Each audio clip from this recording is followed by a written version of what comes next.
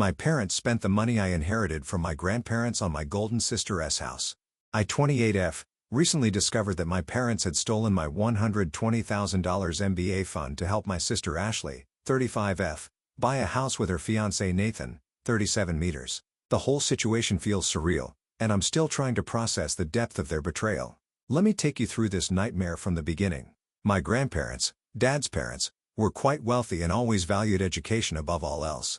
They were old school in the best way possible. They believed in saving money, working hard, and investing in the future. They lived in a different state, so I didn't get to see them often, but whenever we talked or met, they made it clear how much they cared about my future. I remember my grandmother always saying, "Education is the one thing nobody can ever take away from you." Oh, the irony of that statement now. 3 years ago, my grandfather passed away after a brief illness. It was devastating, but we still had Grandma. She was the rock of the family, always sending thoughtful cards and care packages, remembering every birthday and achievement. Last year, we lost her too. The day she passed, I found myself sitting in my apartment, looking through all the letters she'd sent me over the years. Each one contained some life wisdom and usually a small check for your education fund. I had no idea then that she and Grandpa had been building something much bigger for my future. When their will was read, the distribution seemed fair at first. My parents inherited their house and savings. Ashley got all of Grandmother's jewelry, worth tens of $1,000, and family heirlooms, and I was left a significant education fund specifically for my MBA studies. The will explicitly stated that this money was to be used solely for my education, and since I was already working, my parents were designated to manage it until I needed it. At the time, I felt grateful that my grandparents had thought so carefully about my future. I didn't think for a second that my parents would mess with the fund, but looking back, I should have seen the warning signs. From my earliest memories, Ashley has always been the golden child in our family. It's hard to explain without sounding bitter, but she was the one my parents adored. Everything she did was amazing. She was so talented, so hardworking, so special. I still remember my high school graduation. I was valedictorian, had a full scholarship to college, and had just won a prestigious science competition. During my speech, I looked out at the audience and saw my parents on their phones, barely paying attention. Later that evening, when Ashley, who had dropped out of college twice by then, announced she was thinking about trying teaching, they were overjoyed. "You're just so good with children," they gushed. My achievements that day were acknowledged with a brief "good job, keep it up." This pattern continued throughout my life. I worked hard, graduated summa cum laude, and landed a job at a prestigious corporation. I've spent the last 6 years climbing the corporate ladder, earning recognition and respect from my colleagues and superiors. I'm currently a senior project manager, leading a team of 15 people and handling multi-million-dollar accounts. But to my parents, I was always just the practical one, the one who had it easy because I was naturally smart. Meanwhile, Ashley bounced between careers before settling into teaching. She's now a kindergarten principal at a small private school, and Nathan is a head zookeeper at our local zoo. They're nice enough people, and I don't have any personal issues with them. They're good at their jobs and seem happy, but their combined income is modest at best. For the past year, they've been talking non-stop about needing to buy a house. Every family dinner turned into a discussion about real estate prices and how they were throwing money away on rent. They'd look at houses way above their price range and complain about how unfair the market was. My parents would nod sympathetically and say things like, "You deserve a nice house, and it's so hard for young people these days." Mind you, Ashley and Nathan are in their mid-30s, but somehow they're still young people who need help. About a month ago, I started preparing my MBA program applications. This wasn't a sudden decision. I've been planning this move for years. I've researched programs extensively, built my career strategically, and maintained a perfect track record at work. My goal is to get into a top-tier program that will help me transition into executive leadership positions. At my current company, all the C-level executives have MBAs from prestigious schools, and I'm determined to follow that path. One evening, I brought up the education fund with my parents. I needed to know exactly how much was available because application fees alone for top MBA programs can run into $1,000. Their reaction should have been my first real warning sign. My dad shifted uncomfortably in his chair and said, "Don't worry about it. We'll talk when the time comes." My mom quickly added, "Just focus on your applications for now." Then they immediately changed the subject to Ashley and Nathan's house hunting. At first, I tried to brush it off. Maybe they were just being disorganized about the paperwork. But something felt off. A week later, I brought it up again. This time more directly. I explained that I needed to know the funds were there because I was planning to apply to several top programs and needed to budget accordingly. That's when they dropped the bomb. My mom, in the most casual tone imaginable, Said we used the MBA money for Ashley. She and Nathan are buying a house. I stared at her, thinking I must have misheard. When I asked her to repeat herself, my dad chimed in, saying something about how Ashley needed it right now and it wouldn't be fair for me to get a free ride when Ashley had worked so hard with student loans. I lost it. I'm not proud of how I reacted, but years of pent-up frustration came pouring out. I demanded to know how they could do this to me, how they could steal the money my grandparents had specifically left for my education. I pointed out that it was illegal. The will had been explicit about how that money should be used. My mom just rolled her eyes like I was being dramatic. "You'll figure it out," she said. "It's not like you can't take out loans like everyone else." They acted like they had done nothing wrong, like my grandparents' wishes and my future didn't matter at all. That's when I mentioned legal action. I know I'm not a lawyer, but what they did was clearly illegal. And you know what they did? They left. Not just a chuckle, they actually laughed out loud. My dad looked me straight in the eye and said, "With what money? You can't even afford a lawyer." My mom added, "Don't be ridiculous. This is family business." I can't describe how humiliated I felt in that moment. I just stood there, stunned. It hit me all at once how they had always seen me, as an afterthought, someone whose future they could sacrifice for Ashley's benefit. Despite my academic achievements, my successful career, my financial independence, none of it mattered. To them, I would always be the lesser child. That night, I couldn't sleep. I kept thinking about my grandparents and how they had trusted my parents to do the right thing. They had no idea what my home life was really like. I never told anyone about how I was treated because it didn't seem worth it. It's not like I was being abused, right? They weren't violent, they just didn't care about me the way they cared about Ashley. The next morning, I went to work early and requested a private meeting with my boss, Mr. Thompson. He's private meeting with my boss, Mr. Thompson. He's not just any boss, he's been a mentor to me since I joined the company. He's watched me work my way up from a junior position to leading my own team, and he's always supported my career aspirations. More importantly, he has a background in corporate law and maintains connections with top legal firms. I also plan to reach out to Uncle Jake, my dad's cousin. He's a successful businessman who always seemed to see through my parents' favoritism. He wasn't around much when I was growing up, but whenever he visited, he would take genuine interest in my achievements and career plans. He also happens to be the only family member who's more successful and influential than my parents. I never wanted things to get ugly, but when my parents laughed at me, something inside me snapped. They thought I was powerless because I've always been the quiet one, the reasonable one who never made waves. But they're about to learn that the daughter they always underestimated isn't so powerless after all. Update 1. It's been 2 weeks since my last post, and a lot has happened. After meeting with Mr. Thompson, things moved faster than I expected. He not only offered his full support but immediately connected me with his friend at Wilson & Partners, one of the city's top law firms. "This isn't just about money," he told me. "It's about honoring your grandparents' wishes and holding your parents accountable." The meeting with the lawyers was eye-opening. They confirmed that my parents' actions constituted a clear breach of fiduciary duty and violation of the will's terms. What surprised me most was learning that my parents could face criminal charges for their actions. The lawyers also discovered something disturbing. My parents had started transferring the money to Ashley's account months ago, long before they admitted it to me. But the real game changer was Uncle Jake's involvement. After I reached out to him on LinkedIn, he called me within hours. His response was beyond anything I could have hoped for. "I always knew your parents played favorites," he said, "but stealing from their own daughter? That crosses every line. Don't worry about the legal fees, I'm handling everything." Uncle Jake wasn't just talking, he took immediate action. He hired a forensic accountant to trace every penny of the stolen funds and enlisted a team of lawyers specializing in estate law. Within days, they had compiled enough evidence to prove my parents had systematically drained the education fund over several months. The first confrontation happened last Friday. My parents' lawyer contacted me, trying to negotiate a family settlement. They offered to help with some of the MBA costs if I dropped any legal action. Uncle Jake's response was brutal. "Either return the full amount with interest and penalties, or face criminal charges. There will be no negotiation." My parents' reaction was priceless. They started bombarding me with messages. "How could you involve outsiders in family matters? We were going to help you eventually. You're destroying this family." I forwarded everything to Uncle Jake's legal team without responding. That's when he revealed phase 2 of his plan. He's not just going after the money.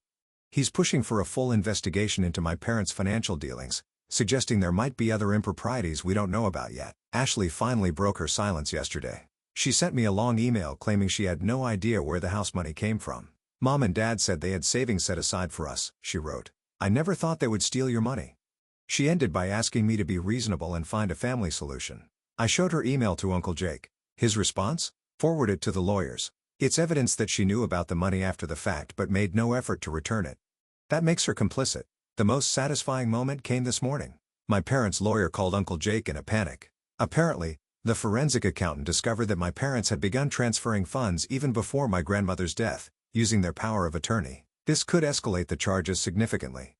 My parents are now desperately trying to backtrack. Mom left a tearful voicemail begging me to call them, saying they'll figure out a way to repay the money. Dad sent an email admitting they may have made a mistake, but still insisted they were just trying to help the family. Uncle Jake's advice was clear: don't respond to anything. Let them panic. They laughed at you when you were vulnerable. Now it's their turn to feel powerless. Mr. Thompson has been incredibly supportive through all of this. He's already approved my leave of absence for when I start my MBA program, and he's writing a glowing recommendation letter. You're showing remarkable composure, he told me today. Not many people could handle this situation with such professionalism. The legal team is preparing to file formal charges next week unless my parents return the full amount plus penalties. Uncle Jake estimates they'll need to sell some assets to cover everything. But as he put it, that's their problem, not yours. I'm staying with a friend until this is resolved. My parents tried showing up at my apartment, but the building security had been instructed not to let them in. Uncle Jake also hired a private investigator to document any attempts they make to contact me, which could be used as evidence of harassment if needed. Update 2. It's been 3 weeks since my last update. The situation has escalated dramatically, and I can finally share the details about how our legal strategy is unfolding. The forensic investigation has uncovered far more than we initially expected. The first bombshell dropped during our initial court filing. Uncle Jake's team discovered that my parents hadn't just stolen my MBA fund, they had also been manipulating their power of attorney over my grandmother's accounts during her final months. The evidence shows they were systematically moving money around, preparing to funnel it to Ashley long before my grandmother passed away. Their lawyer's face during the first hearing was priceless. He clearly had no idea about the extent of their financial misconduct.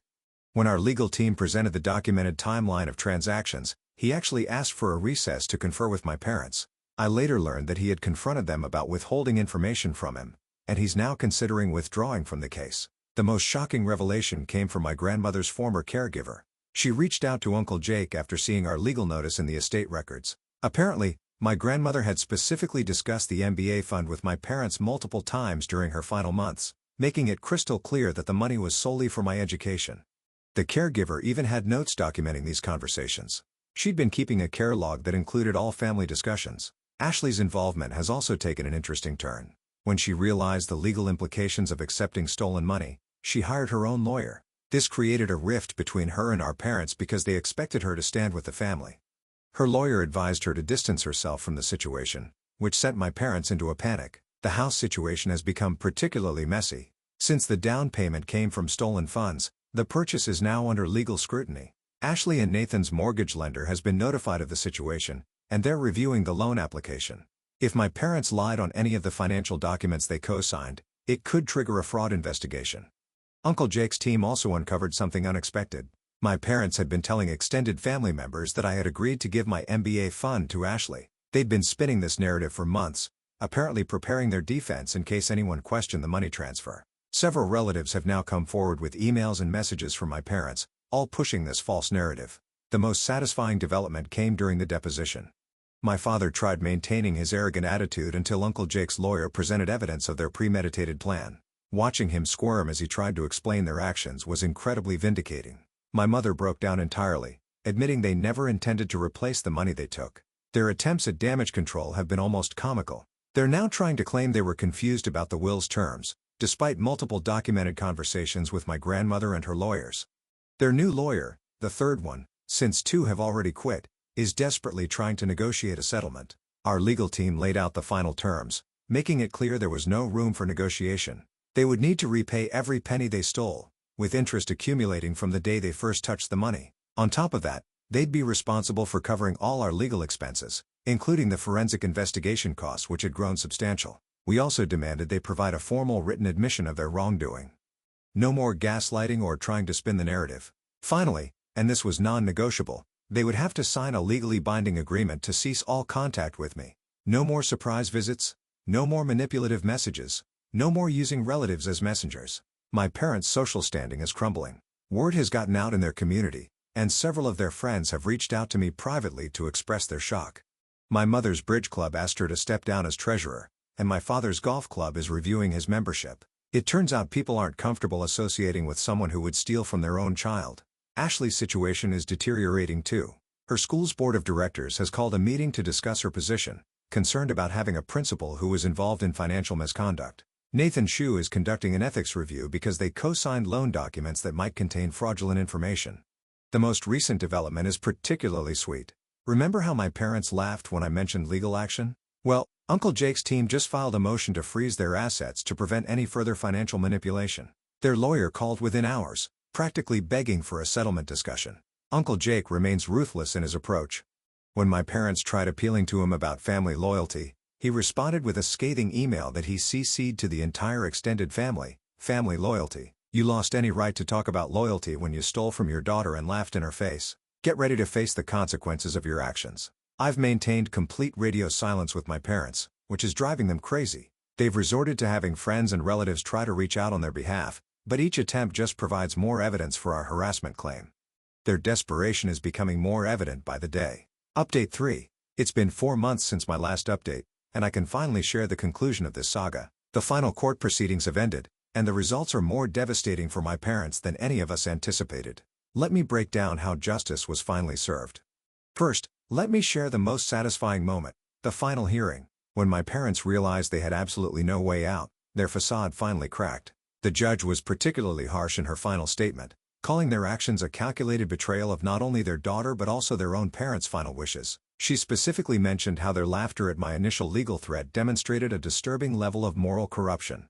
The forensic investigation ultimately revealed that my parents had been planning this theft for over a year before my grandmother's death.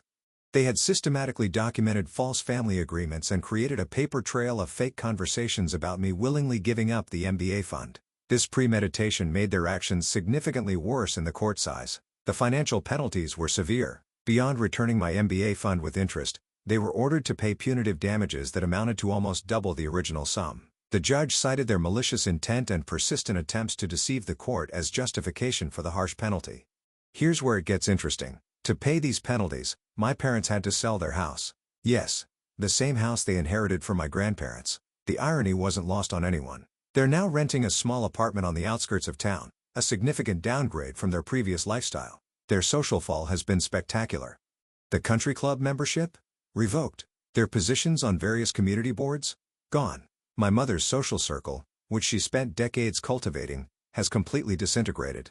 It turns out that stealing from your child and lying about it doesn't play well in upper-middle-class suburban society. The professional consequences have been equally severe. My father, who prided himself on his business reputation, has been forced to take early retirement. No one wants to do business with someone who's been legally proven to have stolen from their own child's inheritance. His former colleagues now avoid him at local businesses. My mother had to resign from her volunteer positions at the local charity organizations she once led. The final blow came when their church, where they've been prominent members for 20 years, asked them to step down from all leadership roles. As Uncle Jake put it, they've become social pariahs in their own community. But perhaps the most significant development involves Ashley and Nathan. Their dream house. They lost it. The mortgage company rescinded their loan approval after discovering the down payment came from stolen funds. They're now facing their own legal issues for knowingly accepting stolen money. Ashley's career has imploded. The school board unanimously voted to terminate her position as principal. Their official statement cited ethical concerns and loss of community trust. She's now struggling to find even entry-level teaching positions, as the story has spread throughout the local education community. Nathan didn't fare much better. The zoo placed him on administrative leave pending an investigation into his role in the financial misconduct. While he wasn't directly involved in stealing the money, his signature on loan documents containing fraudulent information has raised serious ethical concerns. Their relationship couldn't survive the stress. Last week, Nathan moved out of their apartment. Ashley blamed him for not being more supportive during the crisis, while he accused her of being just like her parents. They're now in the process of ending their engagement. Uncle Jake's strategy of complete legal and social destruction worked better than anyone expected.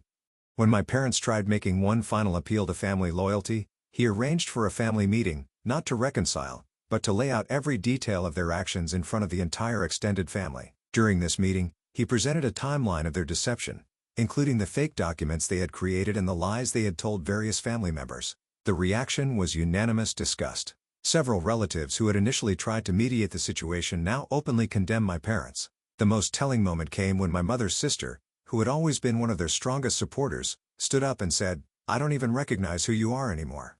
That meeting effectively ended any remaining family support they might have had. As for me, I've emerged from this stronger than ever. The full amount of my MBA fund has been restored, plus substantial damages. I've been accepted into a top-tier MBA program with a merit scholarship, yes, on top of having my fund back.